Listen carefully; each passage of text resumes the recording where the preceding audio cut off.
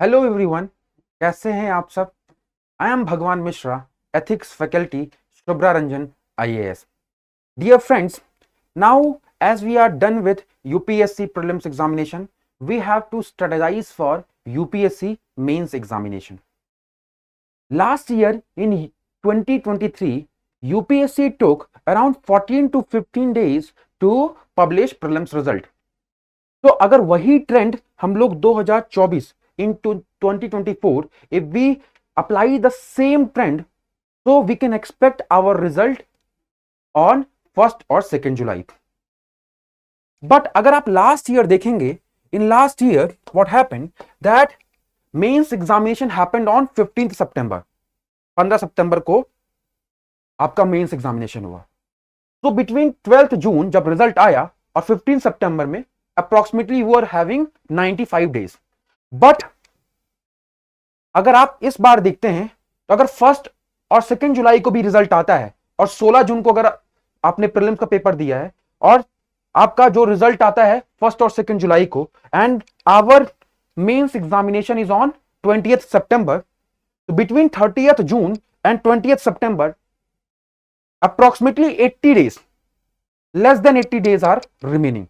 Less than 80 days are remaining. That means time is very less, very less time as compared to previous years. Very less days are remaining for our mains examination. And now, seeing all these things, we all know that we are at certain level of our preparation, and I will like to categorize all the UPSC aspirants in 3 parts.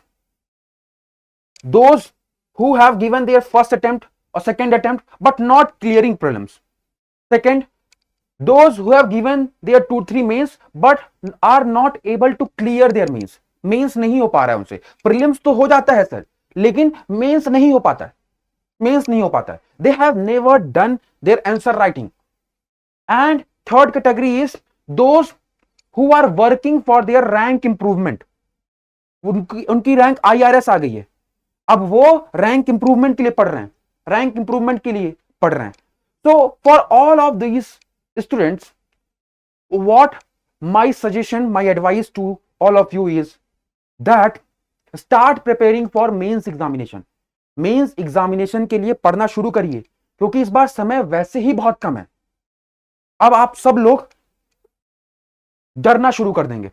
Fear is very important thing, and इस time पे the less time gap which we are having, we all are having certain kind of fear. Sir fear के 2 मतलब होते हैं sir and ma'am, fear के 2 मतलब होते हैं।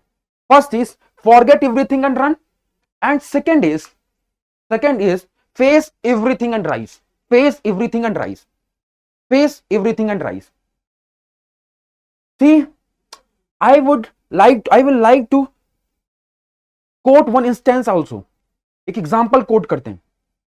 every year approximately 35 to 40% of these UPSC aspirants who have already got the rank, they prepare again for the rank improvement. For example, last year 48 IPS officers gave exam again to become IAS. मतलब आप challenge समझ रहे होंगे, the kind of tough competition you are having, you are understanding that. लेकिन कोई भी कितना भी टफ कंपटीशन हो, आपसे ज्यादा टफ नहीं है, आपसे ज्यादा स्ट्रांग नहीं। क्योंकि कृष्णा कहते हैं भगवद गीता में, Krishna says in Bhagavad Gita that अप्राप्यम नाम नेहास्ति धीरस्य व्यवसायिना। अप्राप्यम नाम नेहास्ति धीरस्य व्यवसायिना। Those who are fearless, those who are hardworking, for them everything is achievable. For them everything is achievable. So we all know that if 35% of these give exam again for their rank improvement, so in what factors they would be working? किस जगह वो काम कर रहे होंगे? In their answer writing. Very good. There is only one skill that is required by you. एक ही skill की जरूरत है आपको, वो क्या है? आंसर राइटिंग की। Answer writing means that you have to work upon your content and structure them in introduction, body and conclusion format within the stipulated given time. For that, for UPSC, we have to understand science of answer writing. कि science है क्या answer writing का, कि क्या जो first अटेम्प्टर है, जिन्होंने कभी मेंस नहीं दिया है, 2-3 अटेम्प्टर हैं लेकिन मेंस दे रहे हैं लेकिन मेंस नहीं हो रहा है, और जिनका रैंक इंप्रूव नहीं हो रहा है, उन सभी के लिए, उन सभी को एक चीज समझ में आनी चाहिए कि इसके पीछे कोई साइंस है. जो सबसे ज्यादा टॉप करते हैं, मार्क्स लेके आते हैं, वो किसी साइकोलॉजी के साथ जाते हैं, एक स्किल को साथ में लेके जाते हैं. That is nothing but your answer writing skill. So what is the science behind that? That every year UPSC asks 20 questions in all the GS paper, GS paper 1, 2, 3, and in ethics paper they ask 13 questions in theory portion and 6 case studies in case study. 6 case studies are asked in ethics paper. Now, out of 20 questions, these 20 questions, every year 13 to 14 questions are there. 13 to 14 questions, 13 से 14 questions हर साल होते हैं, which are based upon UPSC PYQ. PYQs theme पे होते हैं, PYQ themes पे होते हैं. हर साल 13 से 14 क्वेश्चन ऐसे होते हैं जो यूपीएससी पीवाईक्यू में, जो ऑलरेडी यूपीएससी ने पूछ लिया है, उन्हीं पीवाईक्यूज की थीम को ही पकड़ती है UPSC, and they frame the question surrounding that. And those who have given the means and those who are selected, please comment down below or tell the other aspirant as well. ये सच है. And now for the rest, another 4 to 5 question you would be knowing 50-50. Paper ऐसा set होता है, ऐसा design होता है कि उसमें से आपको कुछ पोर्शन आ रहा होगा, कुछ पोर्शन नहीं आ रहा होगा. But the kind of effort you have done for this, by this you can solve these questions, and every year 2 to 3 questions are there where you will be having no clue. हर साल 2 से 3 questions होंगे जहां पर आपको कोई clue होगा ही नहीं, आपको नहीं समझ में आ रहा है. बस आप पेज भर के आएंगे, पेपर जो भी आपकी समझ है, जितनी भी आपको समझ में आया है, जो समझ में आया है उसके हिसाब से आपको क्वेश्चन पेपर को, आंसर को लिख के आना है. Every year 2 to 3 questions are there. For example, last year moral intuition, moral reasoning वाला क्वेश्चन था in ethics paper. For example in GS paper 1 sect वाला क्वेश्चन एक बार आया था. बाद में आने के बाद बहुत सारे लोग बहुत सारी बातें बनाते हैं, but in examination like conditions वो क्वेश्चन किसी को भी उतना अच्छे से नहीं आ रहा होता है. But the preparation is for PYQ based theme approach for these 2 categories. मतलब जहां पर ये 14 क्वेश्चंस और ये 5 क्वेश्चंस, 4 to 5 क्वेश्चंस, इन दोनों के लिए प्रिपरेशन होती है हर साल. In every year out of all these paper, GS paper 1, 2, 3, 4, हर साल in GS paper 1 there are approximately 60 to 70 themes जिनको आपको प्रिपेयर करना होता है. In GS paper 2 it is around 80 to 100 themes. In GS paper 3, it is around 100 to 105 themes, and GS paper 4 around approximately 80 themes are there. ये themes कहां से पता चलती हैं? तो for example, अगर मैं कहूं, if I am having this ethics paper, और कैसे categorize करना है and कैसे समझना है. For example, make a sheet for each and every paper. This kind of sheet for each and every paper. For example, I am preparing for GS paper 4. Write down question number 1, question number 2, question number 3, question number 4 and question number 5 till question number 20. You can also make this in the Excel sheet. Create the Excel sheet and write down in 2023 what questions have been asked. So if I will read, first question was, what do you understand by moral integrity and professional efficiency in the context of corporate governance? So theme is corporate governance. Corporate governance is the theme. So In question number 1, the theme asked is corporate governance. Second is international aid in acceptance from helping resource challenged nations. Comment on ethics in contemporary international aid. Support your answer with suitable examples. Now question number 2 is ethics in international funding. International funding.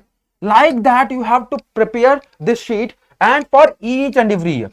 2022 के लिए, 2021 के लिए. Why I am saying this? You will find the interlinkages between the papers as well or within the papers as well. आपको समझ में आएगा कि UPSC कैसे इंटरलिंक करती. For example, in some year UPSC has asked question number 9 cyber security in GS paper 3. GS paper 3 and similar interlinkages were asked in GS paper 2 in next year as well. For example, every year question is asked on globalization in GS paper 1. हर साल question होता है globalisation पे. अब globalisation आपकी एक theme बननी चाहिए. You have to break down all the questions in the PYQs.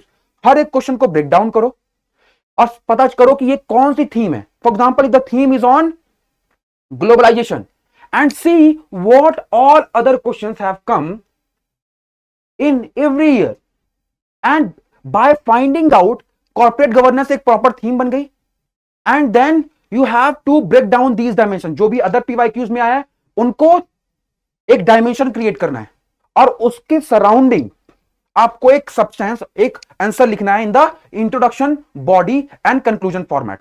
In the introduction, body and conclusion format. समझ में आ रहा है क्या? This we have to do for each and every paper.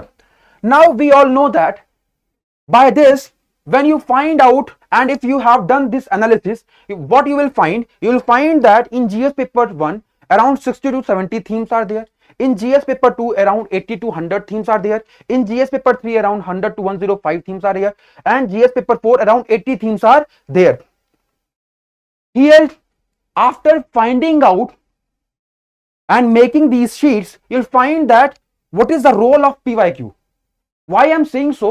Because in 3 years, consequently 3 years, in GS paper 4, they have asked about constitutional morality.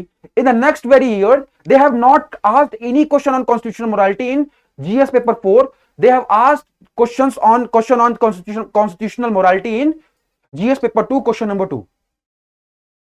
That means UPSC is trying to have certain kind of trend. वो interlink करते हैं topics के बीच में. And if you will do this, अगर आप ये करते हैं तो you will understand the importance of this, कि क्या इंपॉर्टेंस है. आप बहुत सारा, इस मार्केट में बहुत सारा डिस्ट्रैक्शन है. सी माय डियर फ्रेंड्स, बहुत सारा डिस्ट्रैक्शन है और हर टाइम पे आपको डाउट होता रहता है. हर टाइम पे डाउट होता रहेगा, ये करना है क्या, ये करें क्या. वो सब करने के पहले आप पहले ये तो देख लो कि यूपीएससी क्या पूछ रहा है. What themes UPSC is asking, that you have to find out first. नहीं तो आप you will keep on doubting कि सर ये इससे होगा क्या, उससे होगा क्या. First see through that, see through UPSC PYQs और उसके सराउंडिंग पहले थीम तो प्रिपेयर करो. Krishna says in Bhagavad Gita that नायम लोकास्ति न परो न सुखम संशयात्मना. For a doubting soul, there is no happiness neither in this world nor in the other. For a doubting soul, there is no happiness neither in this world nor in the other. इसलिए मैं कह रहा हूं कि पहले PYQs को देखिए. PYQs में कौन कौन सी थीम्स पूछी जा रही हैं. And time is very less, my dear friend. You have to take actions now. अभी से actions लेना शुरू करना होगा. After understanding the breakdown of themes, after understanding the PYQs, you have to break down the themes. You have to prepare certain content surrounding that theme. You have to see how to approach each and every question, because in each and every question the proportionality ratio is very very important. कि किस proportion में क्या question पूछा हुआ है और उसी proportion में आपको उस question को address करना है. किस aspect में UPSC ने पूछा है. For example, in 1 year UPSC has started their line quotation based question was there in ethics paper in 2023. This question was that कि करप्शन के ऊपर क्वेश्चन था. हाँ, we have questions as well, question as well, that is corruption is the manifestation of failure of core values in the society. In your opinion, what measures can be adopted to uplift the core values in the society? जब ये question UPSC ने पूछा तो majority of student have started writing on corruption, but actual question जिन्होंने समझा है उनको समझ में आया होगा, this question is on degradation of value system in the society. तो यहां पर कौन से फैक्टर्स आएंगे? सोशलाइजेशन वाले फैक्टर्स आएंगे. समझ में आ रहा है क्या? So this thing you have to ensure that you have to understand that how to approach the question, what is the aspect, in what aspect they are asking the question, that you have to understand. Now next is, after understanding that, prepare introduction surrounding that particular theme, prepare conclusion, prepare body, and use extensively the toppers copies. Toppers copy जिन्होंने ये बेहतरीन किया है काम जिस भी subject में, for example in GS paper 1 in history portion, Shubham भाई सारे has done a tremendous job, Mridul Shivhare has done a good job. उनकी कॉपीज को देखिए, refer to toppers copies, that is very very important. आपका बहुत सारा काम बचेगा वहां पर. And prepare 2 to 3 pager notes on everything. By understanding above things, समझ लिया टॉपिक को अच्छे से, यूपीएससी कौन कौन से डायमेंशन में यूपीएससी क्वेश्चन पूछता है और पूछ सकता है, ये सब कुछ समझने के बाद what you have to do is prepare 2 to 3 pager notes. 2 से 3 पेज का नोट्स क्रिएट कर लेना है. Now what we have understood कि सर कोई टॉपिक होगा एंड उस टॉपिक के around break down of PYQs in all the dimensions. What we have understood that कि उस टॉपिक को ब्रेक डाउन करेंगे in all the dimensions and then prepare introductions, conclusions, ready-made introductions and conclusions. Body वाला part पहले से ही prepare करो and then prepare all the content and use the toppers copies extensively. पहले हमें ये करना है. जब आपने ये कर लिया तो आपको ये समझ में आएगा कि we have all the content जो यूपीएससी पूछ सकता है. तो we have readymade content for 13-14 questions जो कि हर साल यूपीएससी रिपीट करता है. For example last year in GS paper 2 there were 16 questions, 16 question ऐसे थे, those were based upon PYQ theme. 16 question, 16 questions हर साल होता है. Even in the ethics paper as well, out of all the 13 theory questions approximately 9 to 10 questions were there from the PYQ themes. That is why I am emphasizing, पहले जो UPSC ने पूछ लिया है उसके बारे में आप पहले पढ़िए, उसके बारे में एक गहन अध्ययन करिए, मेहनत करिए उसके ऊपर, उस थीम के ऊपर, टॉपर्स की कॉपीज को एक्सटेंसिवली देखिए. Now for that we have come up with GS crash course and test series. हमारी एक GS crash course and test series चल रही है जो कि 24 जून से शुरू होने वाली है. And how we have design this plan that in 1 week we will be covering a substantial portion, one section. For example, in first week we will be covering history portion. आपकी क्लासेस जो होंगी 8 to 10:30 चलेगा, class होगी इन विच जो भी faculty हैं वो क्या करेंगे, उसके थीम्स के अराउंड, सारी थीम्स जो यूपीएससी ने पूछी हैं और जो पूछ सकती है उसके सराउंडिंग आपको कंटेंट देंगे, पढ़ाएंगे. And on 30th June there will be a test on history. Similarly, in the next week society, all the themes will be covered here. सारे themes यहां पर कवर होंगे and the test will be on 7th July, Sunday को test होगा और society का test होगा. Next is geography. Geography का है and here for example Akhilesh sir will be taking your geography classes. इसमें सर ये इंश्योर कर देंगे कि what are the themes very very important and in what themes you should have command, कौन कौन सी themes पूछी जा सकती हैं. Everything will be covered by Akhilesh sir and then on 14th July geography का पेपर होगा. Similarly polity section, in the polity section within 1 week we will be covering polity.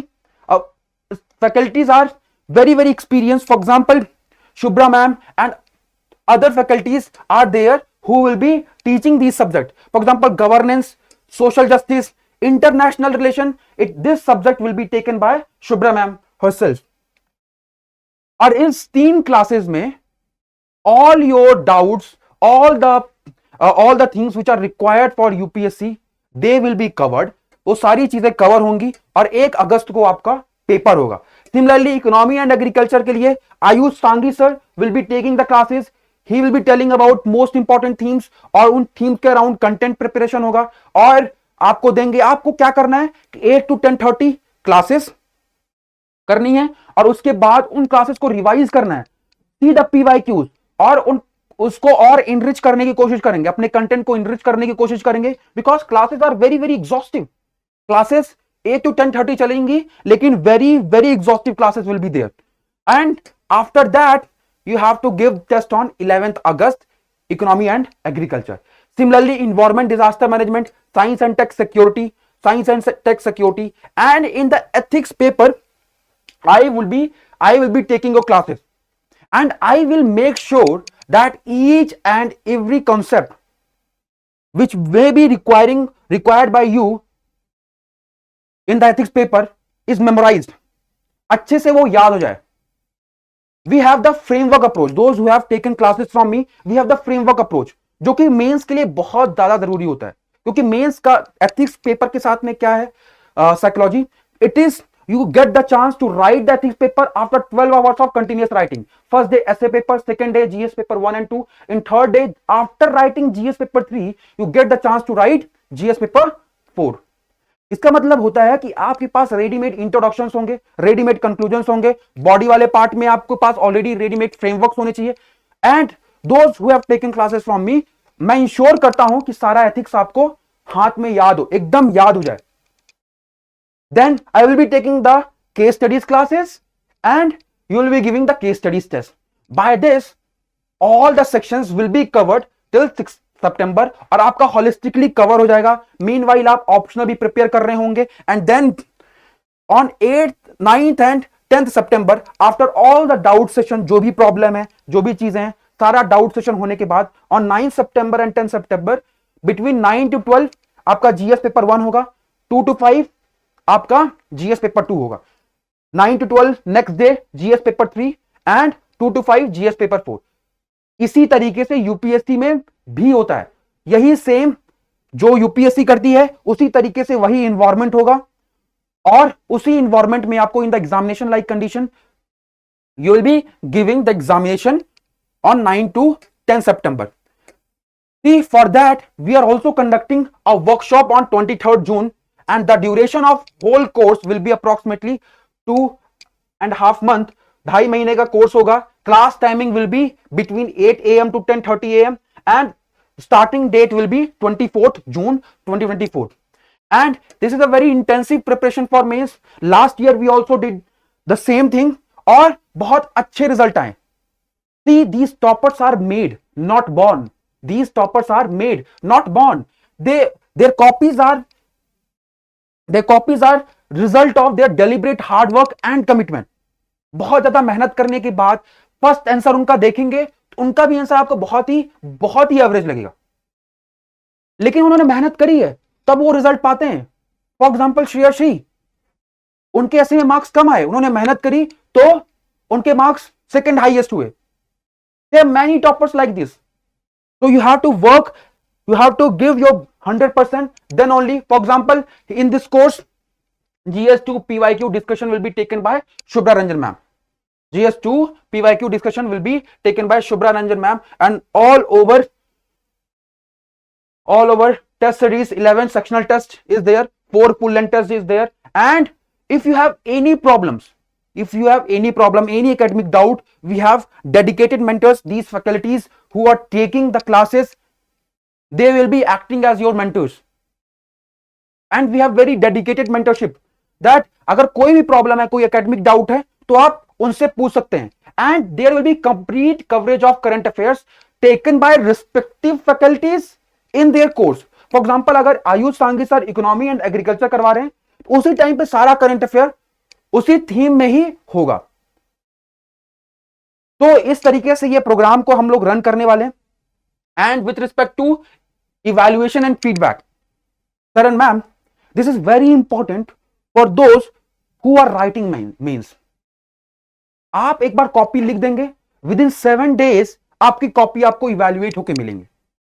but we have made this evaluation and feedback criteria very very strict, ताकि आपको हर एक dimensions में आपको पता चल पाए कि मैं कैसा परफॉर्म कर रहा हूं.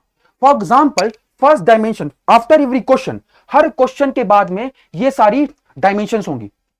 For example, first dimension is quality of content. आपने किस क्वालिटी का कंटेंट लिखा है, आपकी क्लैरिटी क्या है, आपकी अंडरस्टैंडिंग क्या है, and how what kind of examples you have given, कैसा एग्जांपल्स आपने दिया है, वो आपका फर्स्ट पैरामीटर में चेक होगा. In second parameter, dimension and relevance, dimensions and relevance, that is very important कि कितने डायमेंशंस को आपने कवर किया है और वो डायमेंशंस डाइवर्स भी है कि नहीं है. आर दीज डायमेंशंस डाइवर्स और not, and what is the contemporary relevance of those dimensions, what is the relevance with respect to the question asked.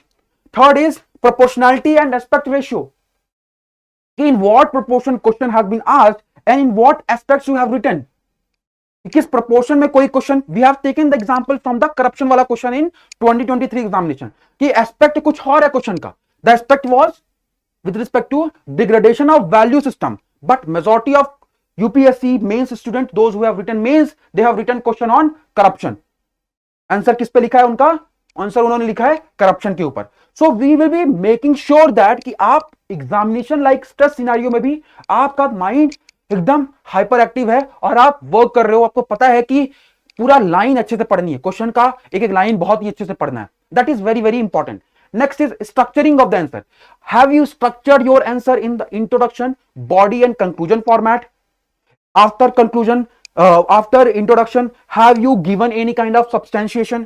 In body part, is it like this कि आपने paragraph form में लिख दिया है, or is it like कि you have given in the bullet format and given the example for each and every bullets, and whether you have given taglines, sustainable development goals or any other quotes in the conclusion, or what other value addition could be done, कि what could be other sources, कहां से वो content पढ़ना है और क्या fact हो सकते हैं.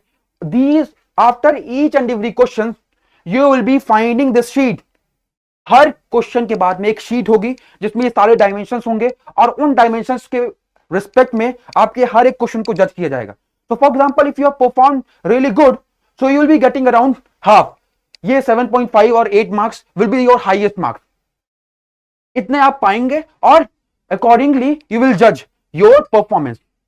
Now after your copies have been evaluated, the next very step what you should do, अगर आपने इस प्रोग्राम को इनरोल किया है, that you go to the mentor and take feedbacks from the mentor. You go to the mentors and take feedback from the mentor. For example, in history, Radha ma'am is there. In society, Rohit Bansal is there. In geography, various other mentors are there. For governance and ethics, you can come to me. मैं उसमें guide कर दूंगा. So what we will be guiding there कि how to improve, what other value additions are required. कि sir आप पूछो उन mentors से, उन faculties से जिनके पास भी आप जा रहे हो, उनसे पूछो कि sir in this question how what kind of value addition could I have done, और मैं किस तरीके से इसमें इंप्रूव कर सकता था. All those aspects you can ask from the mentors. Now next very important portion is कि आपको किसी तरीके का साइकोलॉजिकल स्ट्रेस है, कोई एकेडमिक डाउट है, even that you can ask from the mentors. So with this we are coming with the GS crash course, and see dear friends, all these things are done under the guidance of Shubhra Ranjan ma'am, and we here at Shubhra Ranjan IAS are believe in the philosophy that parinam bolte hain कि in numerous years we have given the toppers, and these toppers are made, not born. Their copies are result of their deliberate hard work and commitment. Our examination is on 20th September. हमारा exam कब है? 20th September को है. We have only 80 days left. समय बहुत कम है. So friends, this is very good opportunity to all of you to enroll in this highly intensive program. Remember friends, the earlier you will start, the better prepared you will be. Thank you.